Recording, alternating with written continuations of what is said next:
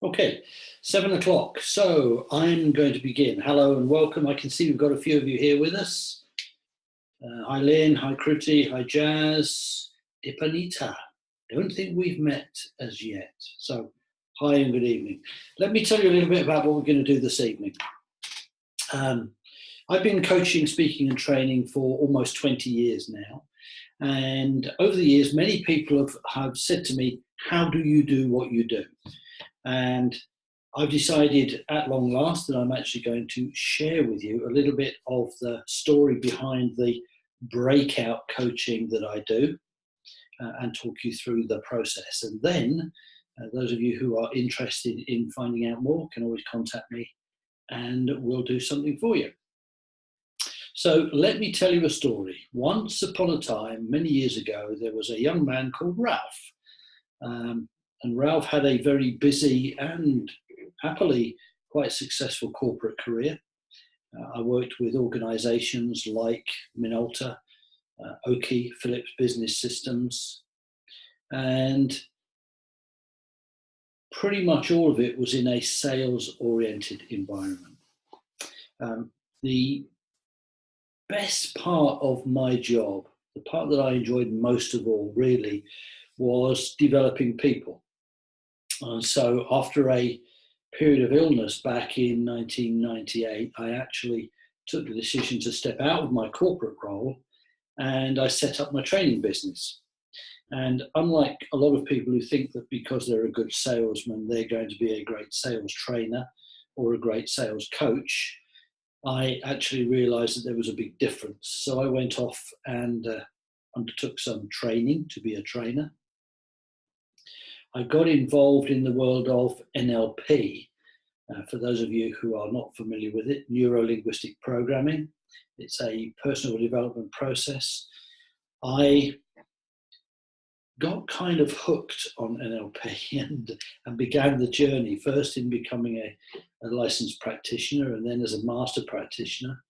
And then I went off and again went through this tremendous training process to become a certified trainer of NLP. And I took that and began to mold that into the training that I was delivering.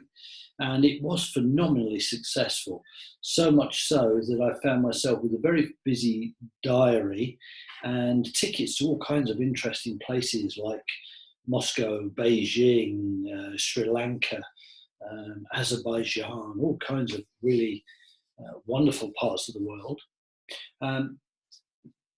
And then an interesting thing happened, and that is that a lot of my client companies were coming to me and saying, this was really good, Ralph. It's been very effective for the group. Do you think you could come in and do some one-to-one work? Well, as most of you will realize, one-to-one training is actually coaching. So again, realizing that although I had become a great trainer, I wasn't yet totally comfortable with coaching. So I went off and studied to be a coach. Of course, there were a lot fewer coaches back in the late 1990s and a lot fewer places where you could study. So I did that. And then I began coaching clients in the corporate world. I worked with organizations like Etisalat in the Middle East, like Dubai Duty Free, like Vodafone, people of that kind of nature. And I thoroughly enjoyed it. The interesting thing about coaching is that you have this one-to-one intense kind of relationship with a client, and you begin to really understand them and you become integral to their journey. And I absolutely loved that. And the other thing was that, you know, when I was in my corporate career, my boss used to constantly be saying to people, leave your problems at home, don't bring your problems to work with you. Well, I'd have to say that that is impossible. You can't, because you've only got one brain. You've got one neck-top computer.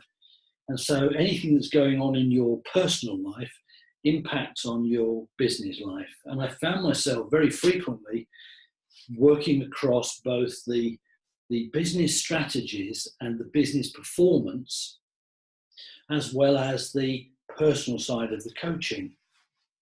And my understanding around NLP, I then built on by adding in solution-focused coaching, which came out of the world of solution-focused therapy. And I added hypnotherapy into there as well, because I just had a fascination for it. There was no huge logic to it.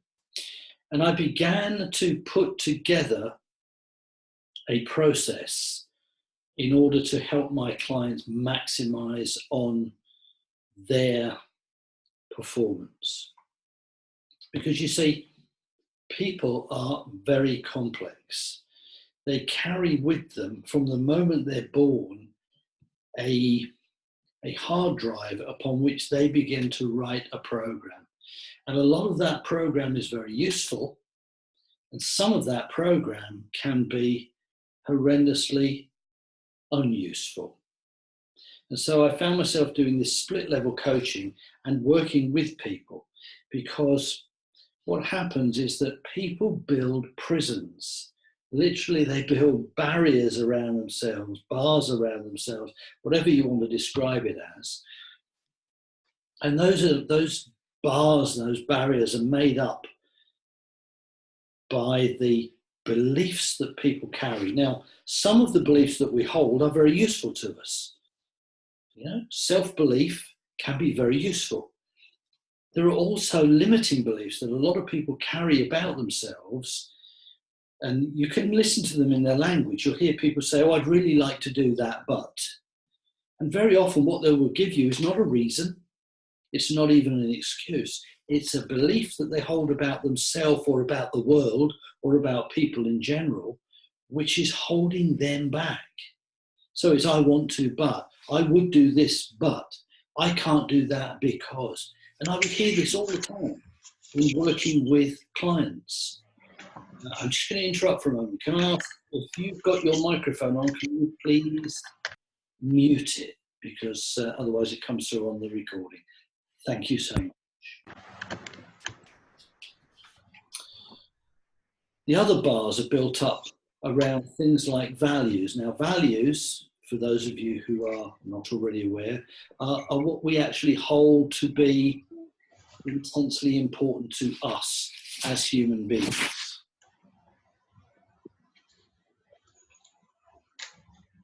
Just going to help someone to. There you go. Okay. So people have values. Sometimes those values support them, they motivate them. Sometimes you can have a set of values. I'm going to interrupt just for a moment, do excuse me. Angela, if you are listening in from your phone, you need to download the app in order to be able to get the sound. I hope you heard that and can access. Okay, good.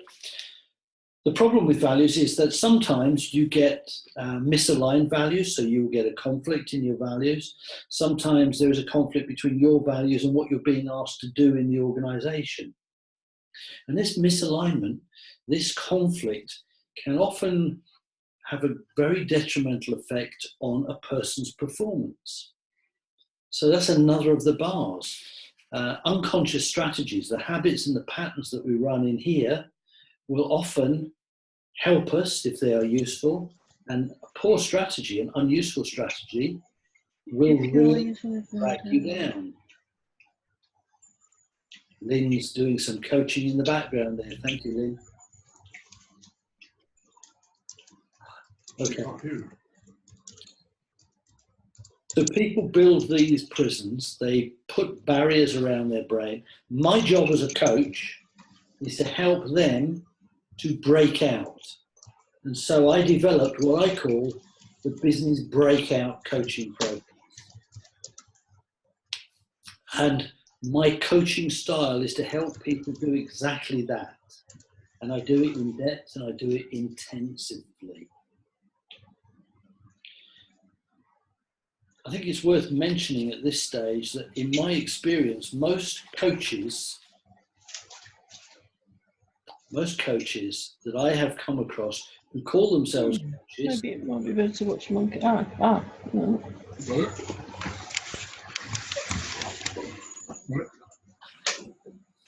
Do excuse me for a moment. Right. Thank you. I hope we've got everybody muted now. Okay. You would be muted up. The thoughts.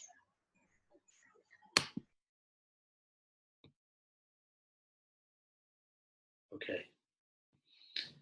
What they do is actually mentor, because a lot of the coaches that I have met do not coach. They give instruction, they give direction.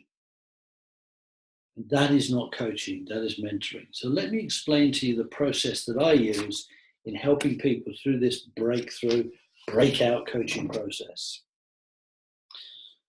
The first thing that we do is to create the relationship between me and the client.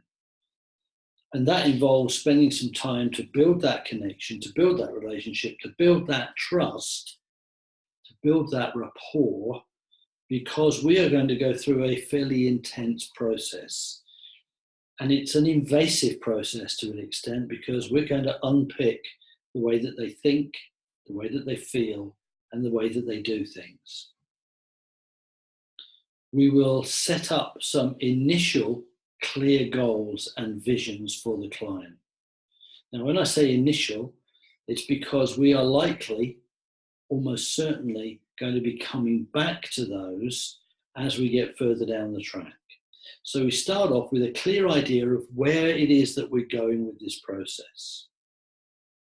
And I then get into a process of literally running a personal profile on that person. Because what I'm looking to do conversationally, and it involves asking a lot of questions, and more importantly, doing a lot of listening and taking a lot of notes. You know, any coach who's not taking notes is probably missing about 93% of the information they need. What I'm going to do is to look at that person's profile in terms of, yes, the role that they have, yes, the performance issues, yes, the performance targets, but also I want to uncover what are all the things that they believe that are contextual to this process. So what do they hold to be true about themselves? What do they hold to be true about people? What do they hold to be true about the world in general that is going to be holding them back or supporting them? If they are positive beliefs, I want those ring-fenced so that I can blow those up and really use them.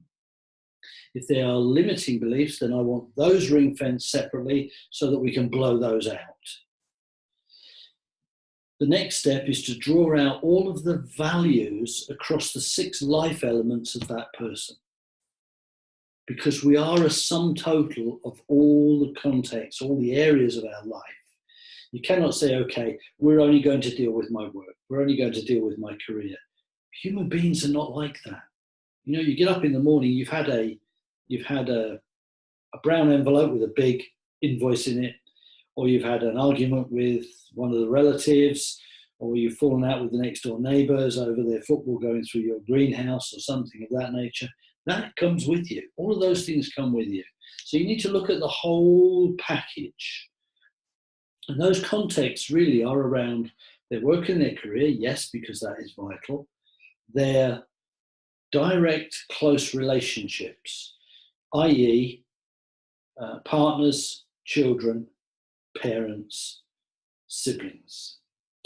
Then there's the other relationships in terms of friends, who they work with, who they choose to connect with, who they may be connected with in societies, clubs, organizations. We look at the values in the context of their finances and their financial stability. We look at their health and well-being, because that is critical. And we look at their personal development. In other words, It could be spiritual. It could be just their own kind of personal growth.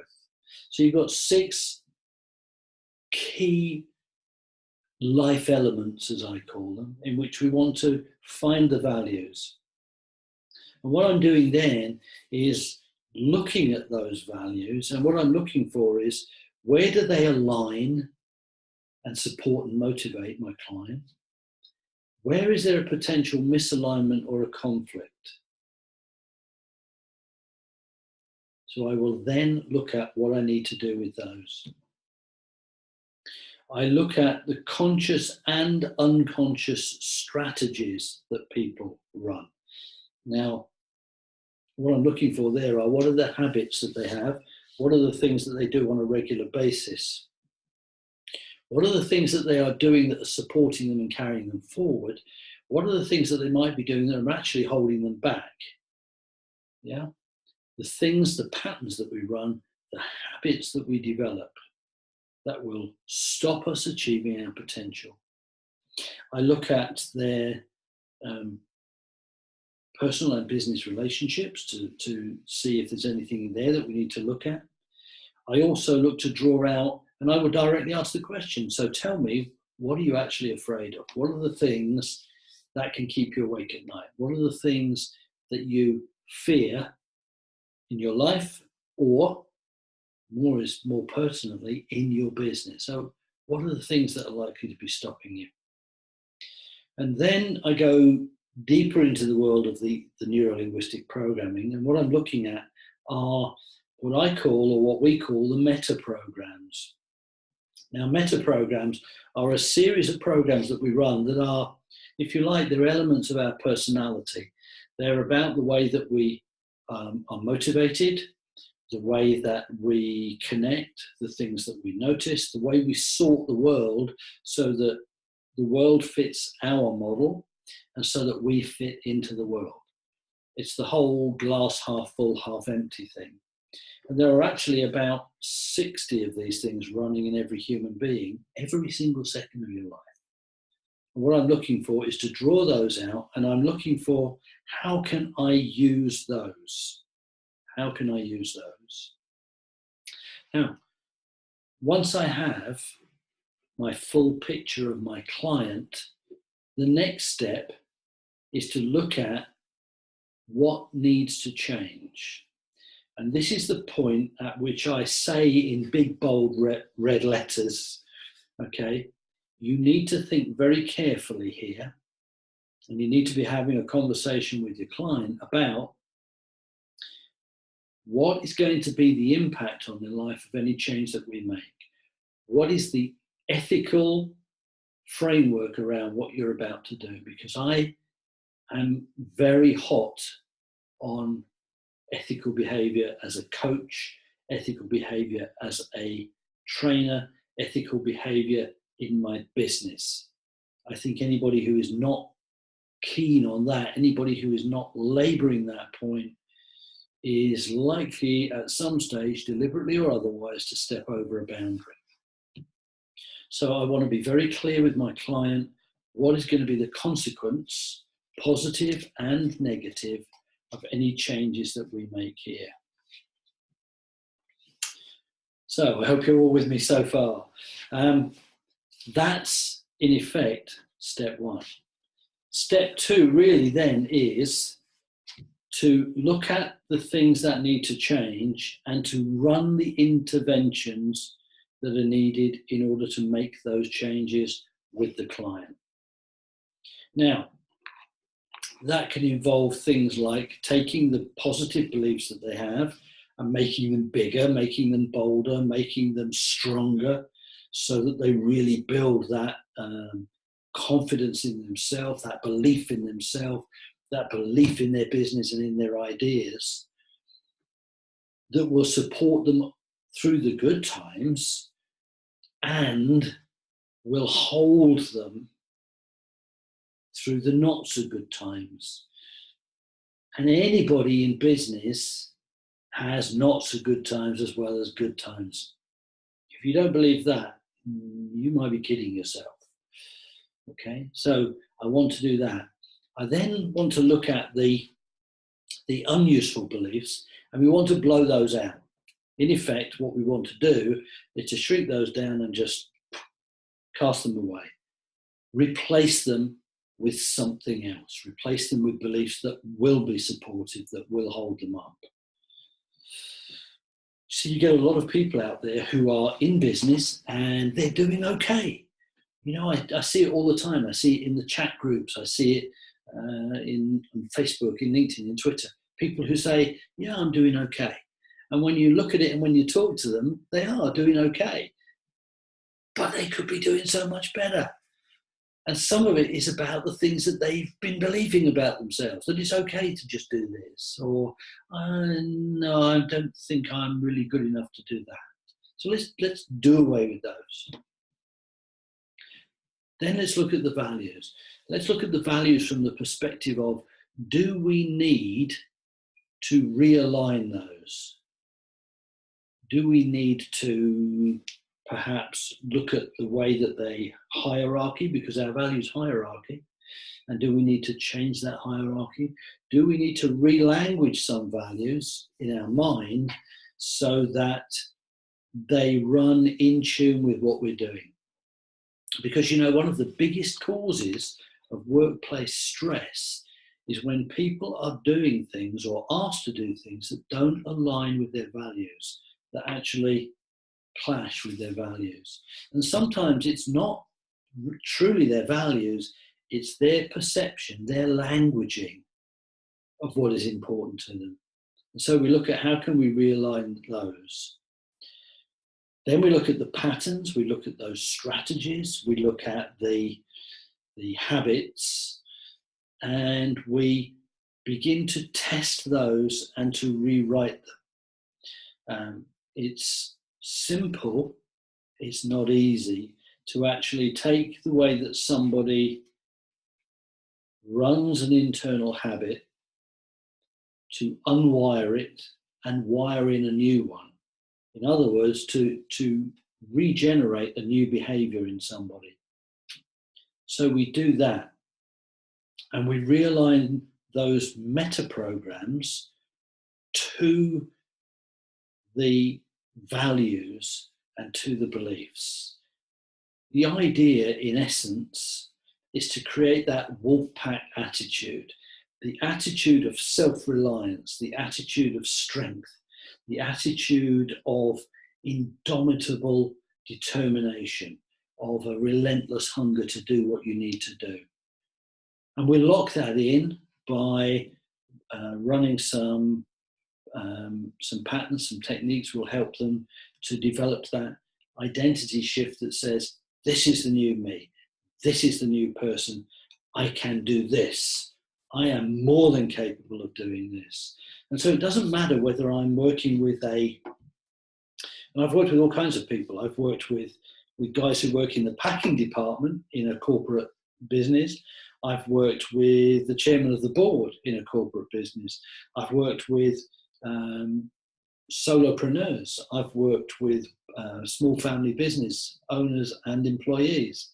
I've worked with students. I've worked with teachers. I've worked with doctors. I've worked with dentists. It doesn't matter. Anybody who wants to be outstanding at what they do can be helped by running this. So that's step 2. Step 3 is when we start getting cute in terms of the actual performance structure against this goal. So we now have a new model human being, so to speak. We go and revisit the goals. And what I'm doing now is I'm looking at this from the perspective of aligning the goals and making sure that everything is in place. So I want, in working with that client, to establish a 5-year vision of their business, a 3-year vision of their business, and certainly the 1-year and the 90-day plan. The object of the exercise is to have a timeline so that they know exactly where they're going and exactly what they're going to be doing in terms of big picture. Now, on a day-to-day basis, you know, things happen. the bus doesn't turn up or whatever. And sometimes you have to deal with that. Life happens. I'm just going to read for a moment. Boom, boom, boom, boom. Lynn, thank you so much. You're doing some coaching in the background. Love you to bits. Okay, what we do then is, having established that, I run what I call the rocking chair. And this, in essence, involves taking someone forward in their life to a period way into the future and having them, if you like, in their mind, sit in their rocking chair and look back on their life, having succeeded in their goals, having achieved the things they wanted to achieve, and then exploring what are the things that have happened for them. What are the things that they have seen, been, done, books they've read, places they've gone to, all of those things. Because what this does is begin to, A, test the motivation, and B, more importantly, it begins to build in their mind this magnet that's going to draw them towards achieving those goals. Once we've done that, we can also look at, on that timeline, pinpointing the moments of key successes. In pinpointing them, I can then enable them to visit that moment in here and just imagine for a moment what's going to be going on, what's going to be happening in that moment of enjoying the success. The idea is to get this compelling motivation to achieve what they need to achieve, to do the things that they need to do as they go forward in time. And what I'm doing in doing that also is looking to supercharge their resources, to supercharge their belief in themselves, to supercharge their confidence, to ensure that they've got all of the energy and the dynamism and anything else that they need in order to step forward, in order to go for it. What we've got then at that stage, if you like, is a length of string with some knots in it that say, this will happen, this will happen, this will happen, this will happen, this is where I'm going to be. So that's step 3. And then we go into step 4, which is time for action. It's time to JDI, to just do it. And this is where the coaching becomes very much my kind of white wolf coaching, which is to have an action plan. No client leaves my consulting room unless we have agreed what they are going to do. Because you can have all the plan you like, you can have all the goals you like, you can have all the dreams you like. If you don't do something, nothing's going to happen. You really don't want to be wasting all your energy, all your time and all your money on the coaching if you're not going to do anything as a result. So we establish the action plan. We agree the support that's required from me, because I'm not there only for the duration of a coaching session. I'm there with them on that journey. So as part of that process, I am quite happy to be available to them by email if necessary, by telephone if necessary, because I work with my client. You know, a lot of coaches will say, this is 1 hour a week for 6 weeks, or this is 2 hours a month for 6 months. When I work with a client through my breakout coaching, I am on that journey with them 24 hours a day, 7 days a week. Am I cheap? No, I am not. Am I outstanding value? Oh yeah. And am I brilliant at what I do? Even bigger, oh yeah. So we agree the support that is going to be there for them. And then we set the accountability, because I believe that one of the big tasks of a coach is to hold their client accountable. So if you are my client and you and I agree that you're going to do something, I expect that you will do it. And I expect the next time we're together that you will tell me what you've done, how you've done it, and what the result was, so that we can then move forward from there. And please, please, never come to me with an excuse for why you didn't do it, because I don't do excuses. If you've got a good reason, share it with me. Never come to me with excuses. So what we've got there is the process of breakout coaching. Now, you add into there the business elements of looking at their business plan with them, at looking at their team building with them, at perhaps looking at the structure of their business, or ensuring that they know where to go for help and advice. So, for example, if we know that they're going to need a really good social media strategy, I'm the mind coach, okay? What I do then is I want a relationship with a top-notch social media specialist so that I can then introduce them to that person, and that guy or girl becomes part of the team. So we're looking at all of the elements, all of the pieces of the puzzle. And the idea is that the client, whether it be an individual or an organization, they break out of that prison that's been holding them. They get rid of all that stuff, all of that rubbish that holds people back, the voices in their head that you really want to shut up, and the habits that you have that you really want to stop doing, so that they can move forward. And this approach has worked consistently with individuals and teams for me for 15 years now, 15 years. And it's worked for me across cultures and across nations. So I've done this with people from North Africa, from India, from Egypt, from Turkey, from Russia, from China, from the USA, from all across Europe. I haven't yet come across anybody that is not a human being. There are some who sometimes don't act like it. In the main, people are the same. They have the same hopes, the same fears. We are motivated by the same things. We have the same needs. So that is my breakout coaching process. Now, I've got the chat bar up in front of me. So let me just say, before we go any further, does anybody have any, not too complicated so we don't burn up the time, any questions that they'd like to ask, and I'll be happy to address them.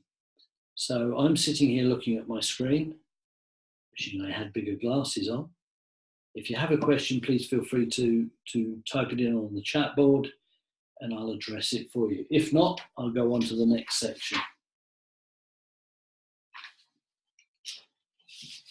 Everybody's very quiet. Are you shy? Are you stunned? Or are you just so?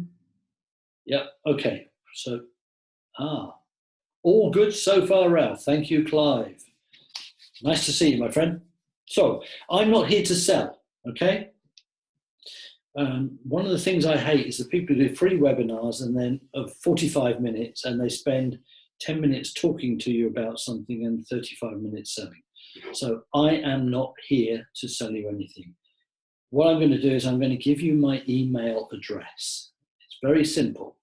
It is ralph@ralphwatson.com. ralph@ralphwatson.com.